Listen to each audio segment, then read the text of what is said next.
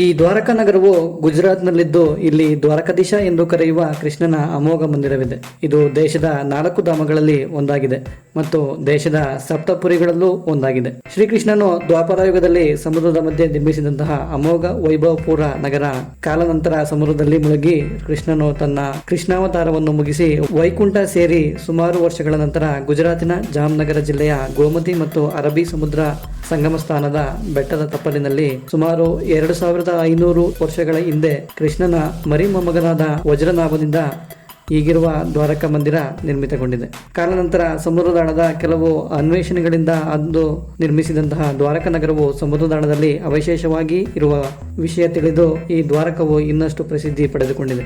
ದೇಶದ ಅನೇಕ ನಗರಗಳಿಂದ ಸಾವಿರಾರು ಭಕ್ತರು ಇಲ್ಲಿಗೆ ಭೇಟಿ ನೀಡುತ್ತಾರೆ. ರೈಲಿನ ಮೂಲಕ ಬರುವವರಿಗೆ ಮಂದಿರದಿಂದ 2 ಕಿಲೋಮೀಟರ್ ದೂರದಲ್ಲಿ ದ್ವಾರಕಾ ರೈಲ್ವೆ ನಿಲ್ದಾಣವಿದ್ದು ಇಲ್ಲಿಗೆ ನಿಮ್ಮ ನಗರದಿಂದ ನೇರ ಸೌಲಭ್ಯ ಇಲ್ಲದಿರಬಹುದು. ಆದರೆ 140 ಕಿಲೋಮೀಟರ್ ದೂರದಲ್ಲಿ ಜಾಮ್ನಗರ ರೈಲ್ವೆ ನಿಲ್ದಾಣ ಮತ್ತು 235 ಕಿಲೋಮೀಟರ್ನಲ್ಲಿ ರಾಜ್ಕೋಟ್ ರೈಲ್ವೆ ನಿಲ್ದಾಣಗಳಿದ್ದು ಇಲ್ಲಿಂದ ದ್ವಾರಕಕ್ಕೆ ಬಸ್ಸು ಅಥವಾ ರೈಲು ವ್ಯವಸ್ಥೆ ಇದೆ. ಪ್ರತಿ ಸೋಮವಾರ ಬೆಂಗಳೂರಿನಿಂದ ನೇರವಾಗಿ ದ್ವಾರಕಕ್ಕೆ ರೈಲು ವ್ಯವಸ್ಥೆ ಇದ್ದು ಈ ರೈಲು ಬೆಂಗಳೂರಿನಿಂದ ಹೊರಟು ರಾಯಚೂರು ಮಾರ್ಗವಾಗಿ ಹೋಗುತ್ತದೆ. ಇನ್ನು ವಿಮಾನದ ಮೂಲಕ ಬರುವವರಿಗೆ 136 ಕಿಲೋಮೀಟರ್ನಲ್ಲಿ ಜಾಮ್ನಗರ ವಿಮಾನ ನಿಲ್ದಾಣ ಮತ್ತು 262 ಕಿಲೋಮೀಟರ್ನಲ್ಲಿ ರಾಜ್ಕೋಟ್ ವಿಮಾನ ನಿಲ್ದಾಣವಿದ್ದು ದೇಶದ ವಿವಿಧ ನಗರಗಳಿಂದ ಉತ್ತಮ ವಿಮಾನ ಸೌಲಭ್ಯವಿದೆ. ಇಲ್ಲಿಂದ ಟ್ಯಾಕ್ಸಿ ಅಥವಾ ಬಸ್ಸಿನ ಮೂಲಕ ದ್ವಾರಕ ತಲುಪಬಹುದಾಗಿದೆ. ಇನ್ನು ಇಲ್ಲಿ ಬಂದ ನಂತರ ಉಳಿದುಕೊಳ್ಳಲು ರೂಮ್ಗಳ ವ್ಯವಸ್ಥೆ ನೋಡುವುದಾದರೆ ಧರ್ಮಶಾಲದಿಂದ ಲಕ್ಸುರಿ ಹೋಟೆಲ್ಗಳವರೆಗೆ ದೊರೆಯುತ್ತವೆ. ಧರ್ಮಶಾಲೆಗಳು 300ರಿಂದ 500ಕ್ಕೆ ದೊರೆತರೆ ಸಾಮಾನ್ಯ ಲಾಡ್ಜ್ಗಳಲ್ಲಿ 600ರಿಂದ 1500ರಲ್ಲಿ ದೊರೆಯುತ್ತವೆ. ಊಟಕ್ಕೆ ಅನೇಕ ಹೋಟೆಲ್ಗಳು ರೆಸ್ಟೋರೆಂಟ್ಗಳಿದ್ದು ತಮ್ಮ ಅಗತ್ಯಕ್ಕೆ ತಕ್ಕಂತೆ ದೊರೆಯುತ್ತವೆ. ಮಂದಿರದ ವತಿಯಿಂದ ಪ್ರಸಾದಾಲಯವೂ ಇದ್ದು ಕೇವಲ 20 ರೂಮ್ನಲ್ಲಿ ಅನಿಯಮಿತ ಗುಜರಾತಿ ಥಾಲಿ ದೊರೆಯುತ್ತದೆ. ರೂಮ್ ಬೇಡ ಎನ್ನುವವರಿಗೆ ಉಚಿತ ಲಾಕರ್ ವ್ಯವಸ್ಥೆ ಕೂಡ ಇದೆ. ದ್ವಾಪರ ಯುಗದಲ್ಲಿ ಶ್ರೀಕೃಷ್ಣನು ಜರಾಸಂಧ ಮತ್ತು ಇನ್ನಿತರರ ದಾಳಿಯಿಂದ ತನ್ನ ಪ್ರಜೆಗಳು ಮತ್ತು ಯಾದವರನ್ನು ಉಳಿಸಿಕೊಳ್ಳಲು ಸಮುದ್ರದ ಮಧ್ಯದಲ್ಲಿ ವಿಶ್ವಕರ್ಮರಿಂದ ಅತಿ ವೈಭೋಗದ ದ್ವಾರಕ ನಗರಿ ನಿರ್ಮಿಸಿದವನಾದರೂ ಕೃಷ್ಣನ ಮೇಲಿದ್ದ ಶಾಪ, ಯಾದವ ಪ್ರಜೆಗಳ ಮಧ್ಯ ಉಂಟಾದ ವೈಮನಸ್ಸು, ಅಧಿಕಾರ ವ್ಯಾಮೋಹ ಮತ್ತು ಸಮುದ್ರ ರಾಜ ಭೂಮಿ ನೀಡುವಾಗ ನೀಡಿದ್ದ ಷರತ್ತು ಇವೆಲ್ಲ ಸಂಪದ್ಭರಿತ ಅತಿ ವೈಭೋಗದ ದ್ವಾರಕ ನಗರಿ ಅವನತಿಗೊಂಡು ಸಮುದ್ರ ರಾಜ ತಾನು ನೀಡಿದ್ದ ಅಷ್ಟು ಭೂಪ್ರದೇಶವನ್ನು ತನ್ನಲ್ಲಿ ಸೇರಿಸಿಕೊಂಡು ದ್ವಾರಕಾ ನಗರವು ಸಮುದ್ರದಾಳದಲ್ಲಿ ಅವಶೇಷವಾಗಿ ಉಳಿಯಿತು. ಈ ಕಡೆ ಕಾಡಿನಲ್ಲಿ ಬೇಟೆಗಾರನ ಬಾಣ ಕೃಷ್ಣನಿಗೆ ತಾಕಿ ಕೃಷ್ಣ ತನ್ನ ಕೃಷ್ಣಾವತಾರವನ್ನು ಕೊನೆಗೊಳಿಸಿ ವೈಕುಂಠಕ್ಕೆ ತೆರಳುತ್ತಾನೆ.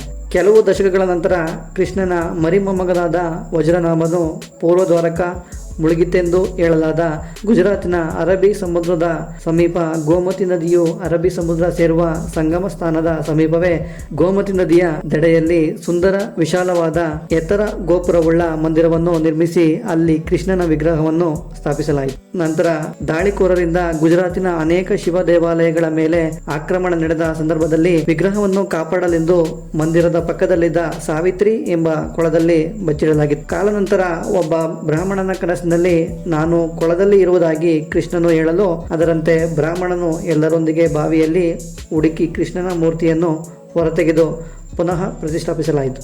ಅನೇಕ ಹಿಂದೂ ರಾಜರುಗಳ ಹೋರಾಟದಿಂದ ದೇವಾಲಯವು ವಿನಾಶಗೊಳ್ಳದೆ ಉಳಿದುಕೊಂಡಿದೆ. ಸಂಶೋಧಕರು ಹೇಳುವ ಪ್ರಕಾರ ಇದು 2500 ವರ್ಷಗಳ ಪುರಾತನವಾದದ್ದು ಎನ್ನುತ್ತಾರೆ. ಆದರೆ ಸ್ಕಂದ ಪುರಾಣದಲ್ಲಿ ತಿಳಿಸಿರುವಂತೆ ಇದು ಸುಮಾರು 5200 ವರ್ಷಗಳ ಹಿಂದೆಯೇ ನಿರ್ಮಿಸಲಾಗಿತ್ತು ಎನ್ನಲಾಗುತ್ತದೆ. ಮೂಲ ದೇವಾಲಯವನ್ನು ಅನೇಕ ಬಾರಿ ನವೀಕರಿಸಲಾಗಿದ್ದು ಪ್ರಮುಖವಾಗಿ 16 ಮತ್ತು 19ನೇ ಶತಮಾನಗಳಲ್ಲಿ ಮಾಡಲಾಗಿದೆ. ದೇವಾಲಯವು 50 ಮೆಟ್ಟಿಲುಗಳಿರುವ ಸಣ್ಣ ಬೆಟ್ಟದ ಮೇಲಿದ್ದು ದೇವಾಲಯದ ಪ್ರವೇಶಕ್ಕೆ ಸ್ವರ್ಗದ್ವಾರ ಮತ್ತು ಮೋಕ್ಷದ್ವಾರ ಎಂಬ 2 ಪ್ರವೇಶ ದ್ವಾರಗಳಿವೆ. ಮಂದಿರದ ಪ್ರವೇಶದಿಂದಲೂ ಗೋಡೆಯ ಬದಿಯಲ್ಲಿ ಪುರಾಣಗಳಲ್ಲಿ ಕೃಷ್ಣನ ಕುರಿತಾದ ಅನೇಕ ಘಟನೆಗಳ ಸುಂದರ ಕೆತ್ತನೆಗಳನ್ನು ನೋಡಬಹುದು. ದೇವಾಲಯವನ್ನು ಮೃದುವಾದ ಸುಣ್ಣದ ಕಲ್ಲಿನಿಂದ ನಿರ್ಮಿಸಲಾಗಿದ್ದು ಇದು 72 ಕಂಬಗಳಿರುವ 5 ಅಂತಸ್ತಿನ ಕಟ್ಟಡವಾಗಿದೆ. ಗರ್ಭಗೃಹ, ಮುಖಮಂಟಪ ಮತ್ತು ಆಯತಾಕಾರದ ಹಾಲ್ ಹೊಂದಿದ್ದು 3 ಬದಿಗಳಲ್ಲೂ ಮುಖಮಂಟಪಗಳಿವೆ. ದೇವಾಲಯದ ಮುಖ್ಯ ಆಕರ್ಷಣೆ ಎಂದರೆ ಅದರ ಎತ್ತರವಾದ ಶಿಖರ.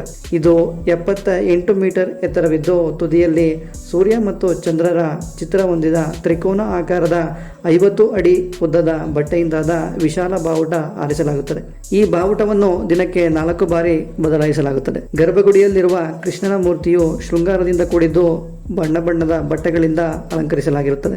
ಮಂದಿರವು ಬೆಳಗ್ಗೆ 6:30ರಿಂದ ಮಧ್ಯಾಹ್ನ 1ರವರೆಗೆ ಮತ್ತು ಸಂಜೆ 5ರಿಂದ ರಾತ್ರಿ 9ರವರೆಗೆ ದರ್ಶನಕ್ಕೆ ತೆರೆದಿರುತ್ತದೆ ಮತ್ತು ವಿಶೇಷ ಜಾತ್ರಾ ದಿನಗಳಂದು ಪೂರ್ಣ ದಿನ ತೆರೆದಿರುತ್ತದೆ.